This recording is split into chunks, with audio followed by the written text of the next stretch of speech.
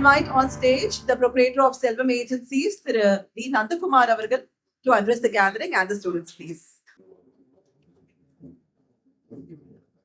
எனக்கு முன் ஒரு அருமையான மோட்டிவேஷன் ஸ்பீச்சை கொடுத்த பிரியா சேந்தன் அவர்களுக்கும் இந்த நிறுவனத்தை நிறுவிய நவீன் அவர்களுக்கும் இங்கு திரளாக வந்திருக்கும் குழந்தைகளுக்கும் ஆசிரியர்களுக்கும் பெற்றோர்களுக்கும் ஆடிட்டர் சண்முக வடிவேல் அவர்களுக்கும் என் மதிய வணக்கங்கள்.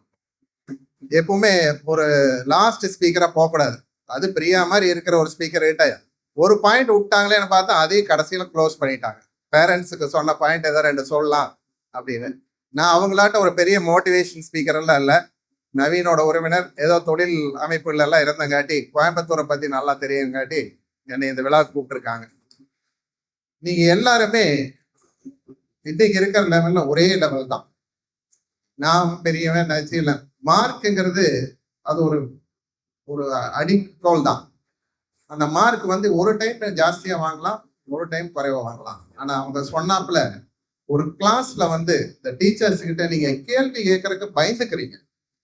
உங்ககிட்ட ஒரு குணம் இருக்கு, எனக்கு இருக்கு, உங்களுக்கு இருக்கு, எல்லாத்துக்கும் இருக்கு. குறிப்பா நம்ம பகுதியில் இருக்கிறவங்களுக்கு அதான் இருக்கு. ஒரு கேள்வி கேட்ட ஆசிரியர்களுக்கு தப்பா நினைச்சிருவாங்களான்னு. கேள்வி ரிலவெண்டா இருக்கணும், சப்ஜெக்ட் இருக்கணும். நீங்க கேட்டீங்கன்னா ஆசிரியர் எப்பவுமே தயங்க மாட்டாங்க. இந்த அகாடமி பத்தி கேட்டும் போது அவங்க ஒரு நல்ல குவாலிஃபைடு டீச்சர்ஸா நிறைய இடத்துல இருந்து கொண்டு வந்திருக்காங்க.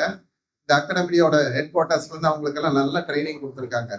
நாங்க படிக்கிற காலத்துல இங்க கோச்சிங் சென்டரே இல்லை, வெளியூர்ல தான் சென்டர் இருந்தது. இன்னைக்கு ஒரு அருமையான சூழ்நிலையில உங்களுக்கு அமைச்சு கொடுத்து உங்க பேரண்ட்ஸ் இவ்வளவு பணங்கள்லாம் இன்வெஸ்ட் பண்ணி உங்களையும் ஐஐடியிலும் நீட்லையும் தேர்வு வரவங்க தான் சொல்றேன்.